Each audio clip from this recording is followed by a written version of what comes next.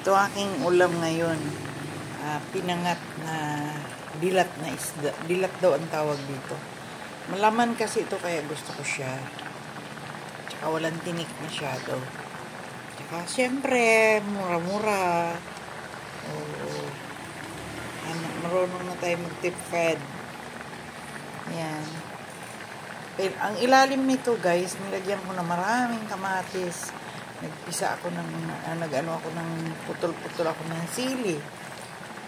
Kunting tubig, paminta, magic, at saka asin. Ayan na. Presto, kasi bawal sa atin ng laging prito. Kaya ayan lang ang ating ulam ngayon. Pinangat. Oops! Pinangat na fish. Thank you again for watching. Your mamita. Ang ating pinangat na isda. Yan. Luto na, pilalay luto sang mahirap. Diba? Mabilis lang. Tapos anong gagawin? Kakain na.